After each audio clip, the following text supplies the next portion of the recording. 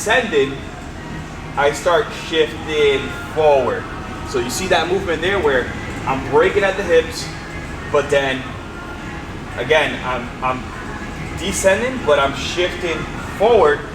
All right, guys, so today is the last week of week 4 for this block here.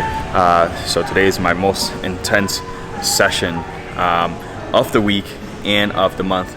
I am working with 495 for 6 sets of 3, which is roughly around 82% of my current perceived, it's of my current 1 rep max.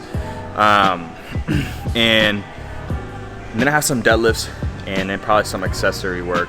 Now, the reason for me doing this video is because honestly I didn't want to record, and I committed to putting out 1 video a week.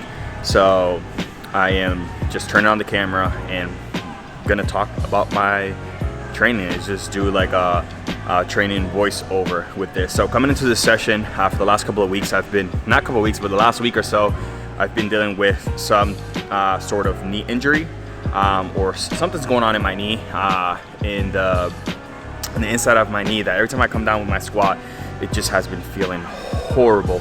And I had to cut one of my sessions short last week just because the pain was almost unbearable. I still pushed through it, but it wasn't the smart thing to do because the following day it was just absolutely painful. And I was supposed to do this session on Friday.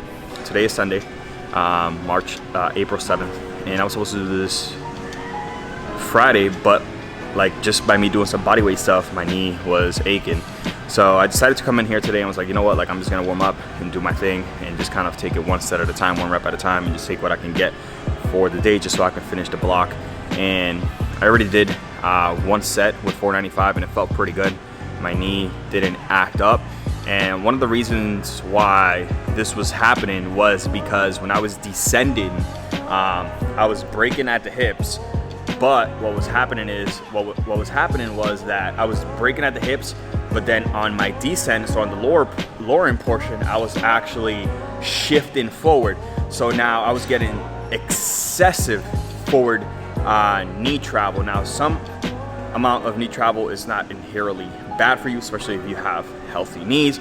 However, mine was so excessive that over time it was just like, man, it was becoming an issue. Like, how many times could I continue to do that before something, some kind of inflammation or something arise? So just to kind of give you guys an idea of what that looks like, give me a second. I'm actually gonna have my friend hold the camera, actually. So never mind. I'm just gonna set this camera down so you guys can see what I was talking about.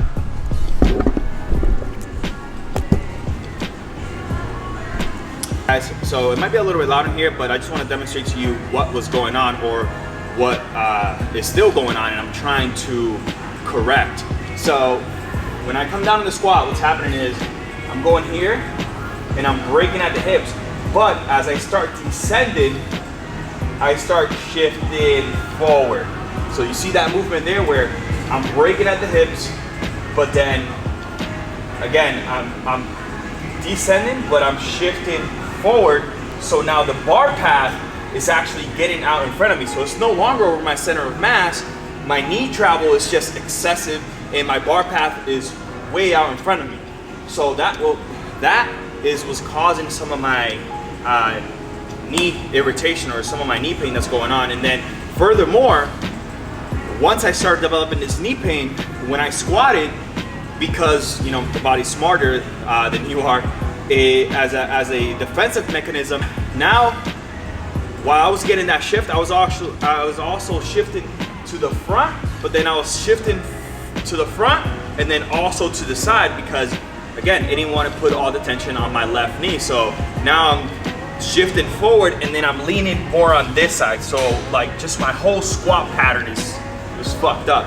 So now I have to be super conscious of what I'm doing, and I have to focus on making sure that when I break at the hips and when I descend, that I am maintaining the bar over my center of mass. Because again, that's gonna be the most efficient bar path, is gonna be straight up and down. So my main focus now is to descend at the hips, but make sure that I'm sitting back. You see? So I'm maintaining that position here, and then I'm coming up. So one more time, I'm breaking at the hips, maintaining my torso rigidity, letting my torso lean a little bit forward because I do low bar squat. So that's gonna require me to get some torso lean or create some torso lean so I can maintain that bar path over my center of mass. And you see my knee travel is not as excessive versus breaking at the hips and then shifted forward and shifted to the side. So that's what I'm currently working on. As you see, even some of us who, some of you guys might consider us, elite power lifters and stuff like that, like shit develops over time, man, especially if you're not super cautious and aware, like your body just gets, torn down. And that's why it's so important to record yourself and just be mindful of how you're lifting and what it's telling you, So, but anyways, we're gonna continue to squat. I still have 5 sets left. I'm gonna be super mindful about these things and hopefully it doesn't act up and doesn't flare up. So yeah, I mean, this is something for you guys to look at as well. If you guys are experiencing some knee pain, record yourself from a 3 o'clock or a 9 o'clock angle and see if you're breaking at the hips, but you're shifting forward where now you're getting excessive knee travel. And this might be something that you're potentially dealing with and that you can correct yourself by, incorporating something as a box squat or something like that, where you have that point of reference to guide you to ensure that you're setting your hips back. So even something like, like this box right here, you can set up a box here and then you can grab a PVC pipe or something like that, right? Grab a PVC pipe, set it up how you set it up, and then set up as if you were going to squat, and then just create that point of reference so you're sitting back, and you're coming back up. That might be a little bit too back, but right here.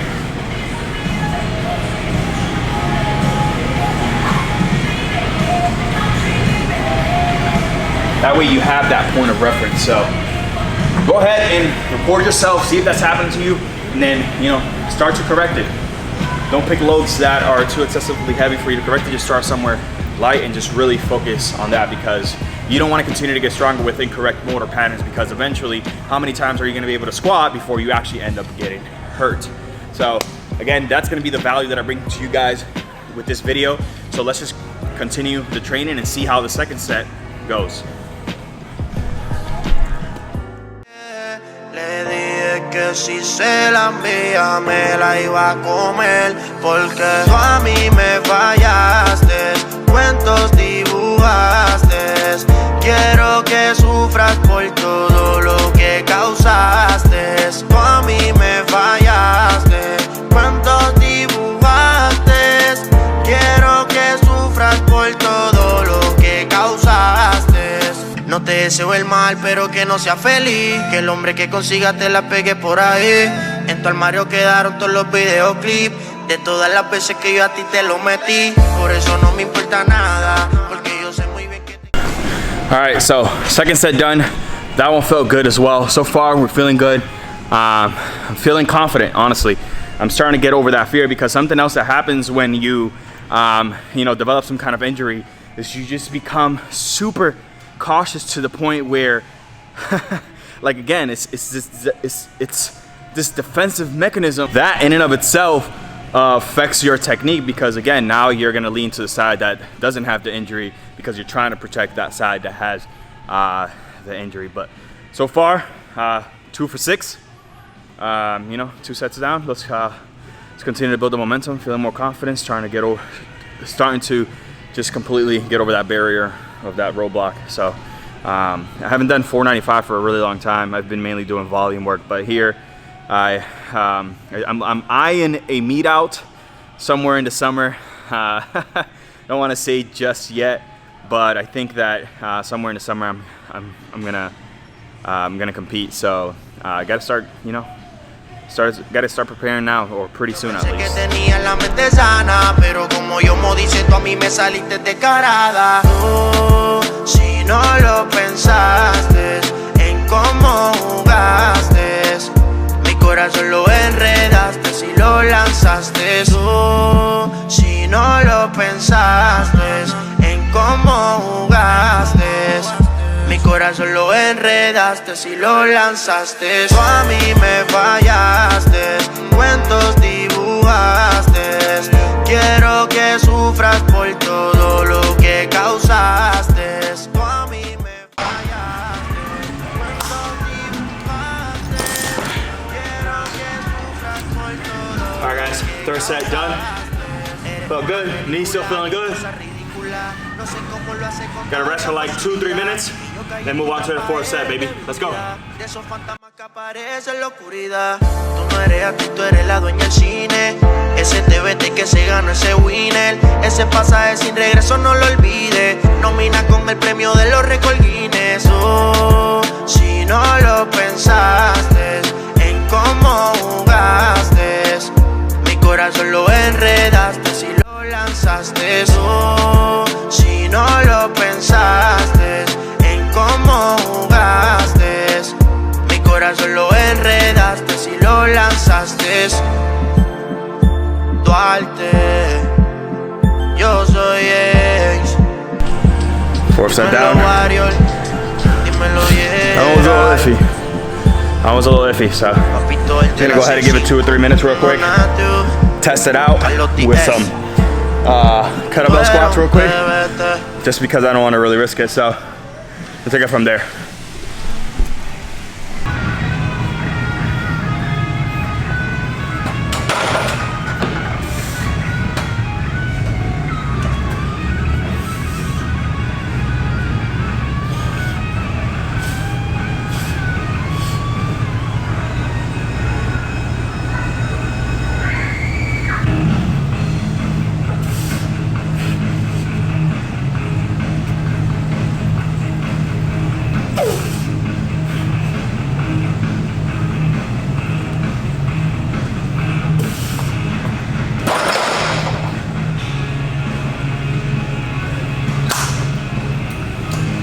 Alright guys, well, so that was the last set. I didn't record my fifth set. That was my sixth set of 3. And yeah, my knee is definitely acting up. Started acting up on the 5th one. And even on that one. Yeah, I'm gonna have to start doing some corrective work on it just to make sure that I can stay injury free, man. This sucks. It really does, you know.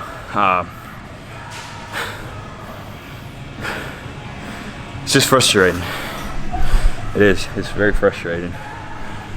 Training is, you know, it's something that's very dear to me.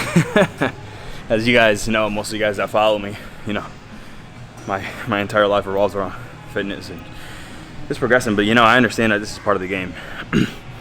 And I think that's why I've been able to, you know, persevere, man, honestly, because it just comes with the territory. Like, I just can't expect to continue to progress and handle these level of loads without, you know, encountering some sort of challenge. And this is all it is. It's just a challenge, you know. It's happened to me before, you know, with my knee, my shoulder, my back. Last year, many of you guys don't know, but I had, 2 years ago, I had to completely pull out of nationals in Orlando, my hometown, just because 1 week out, I ended up really hurting my back to the point where I couldn't even like stand up. I was on the floor in quadruped position, like straight up. I was literally crying, like tears in my eyes of just the pain that was happening in my lower back. And at that moment, I remember I just wanted to be able to walk. I didn't even care about lifting.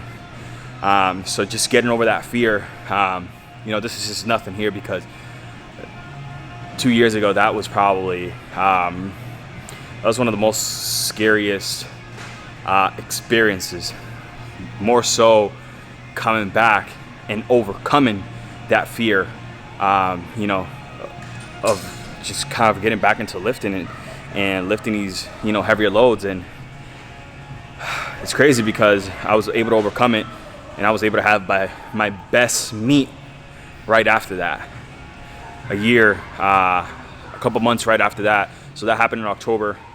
And then right after that, in July, the year after, I hit a 600 squat, 700 deadlift, 375 bench for best meet of my life, and I won the overall best lifter for the first time. So, you know, it's just part of the game, man. And it is what it is. And at this point in my life, just with everything that I've been through, I know that these come with the territory of whether it's lifting, life, and all that shit. So training has been a great role model to me in that sense that, dude, like, don't give up just because you have a minor setback. Like, I've proven to myself over and over again that I can endure and I can persevere, and it's just all up here, you know? So something that I tell myself consistently, and it sounds cheesy, but I straight up, like, I will look at myself in the mirror through challenges and I'll tell myself, like, I got you, because I got you. Like, I've learned early on that I've had to stop to, you know, looking externally for all these answers per se, right? And for somebody's hand, somebody's help. And I'm not saying it's not okay to get help, but a lot of times the answers are already within us. And we just have to go in there, fucking get it, snatch it, and make it happen. I know this was like an informative video, but, you know, this is how I deal with my frustrations. Just being able to talk them out, journaling, and, you know, I thought I'd share this with you guys. And, you know, hopefully this helps some of you guys out there that are potentially dealing with some injuries as well. So, yeah, we're gonna move on to deadlifts, get shit done, you know, and yeah, let's get it.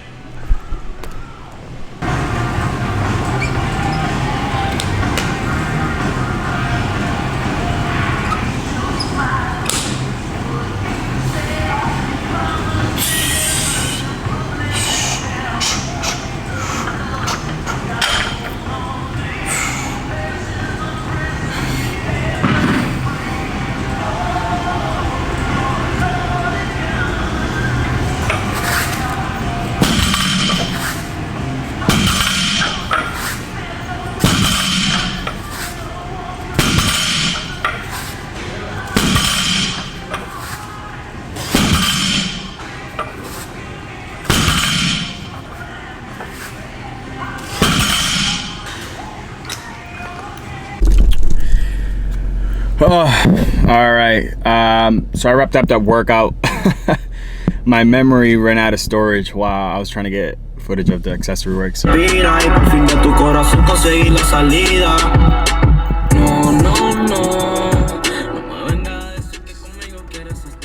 Playlist, man. A Spotify playlist is Spotify. Playlist is fire. I'm gonna leave that in the link below, actually. But we just wrapped up that workout overall. Pretty successful session, man. I'm just happy that I was able to squat, even though my knees started acting up a little bit towards the end. But I'm gonna go home. Today's Sunday, so it's usually my busiest day with clients. So I'm just gonna go home, get a protein shake in. I actually just received Legion's new protein, the salted caramel, and I haven't tried it yet. So I'm gonna open it when we get home. I'm gonna give you a real live what was I gonna say? I'm gonna give you a real live taste test since I haven't tasted it yet. Let you know my honest opinion on it. So let's go home. Let's go taste test the sea salt caramel Legion protein, and yeah. I'm gonna give you. I just got home, and I'm gonna open up the package that Legion sent me with their new flavors that just came out. The salted caramel one. Again, first time opening it. Let's see what's up. Let's hope and pray that the scoop is up top. I don't want to stick my whole hand in here. No. Just instead of putting my whole hand in here, I'm gonna see if I can grab it with a knife or just. Got visuals. Got visuals on it. All right, so I'm gonna go ahead and do a cup or 8 ounces of almond milk. I don't like my protein with water. And then I'm gonna do 1 scoop. I'm actually gonna do 1.5. So 1 scoop is 30 grams of protein, which is that's 32. So then another, let's do 45 grams in total. Grab my cute little whisker here.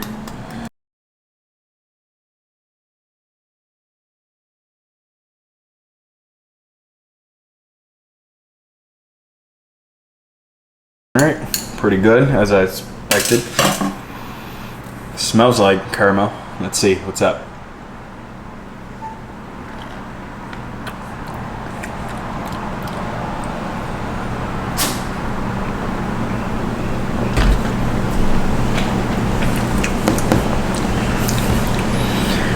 Wow, it does. It reminds me of something. I just can't pinpoint what it tastes like. It does taste like caramel, though. I'll tell you that much. I got it. Tastes like a. It reminds me of a sugar daddy. It's like this lollipop that it's just straight up caramel. Yeah, honestly, wow. This has quickly made.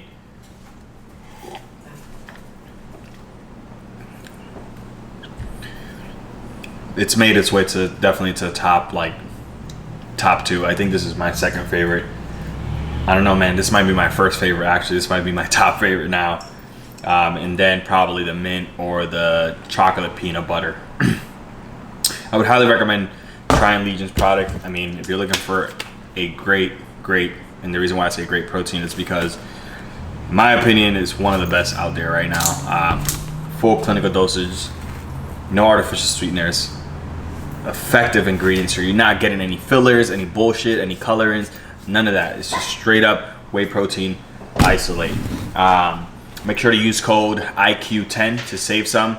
And if you don't like it, dude, Legion will send you your money back, 100% guaranteed without a question. So you can't really beat that. Just give it a try. But that's going to be the end of the video. Thank you for watching. I hope that you got some value out of this, and I will see you guys in the next video. Please, also before you go, don't leave yet, make sure to like the video if you like the video. Hit that subscribe button if you're new here. It would mean a lot to me, and then turn on the notification bell just so you get notified when I post next. All right, guys, much love.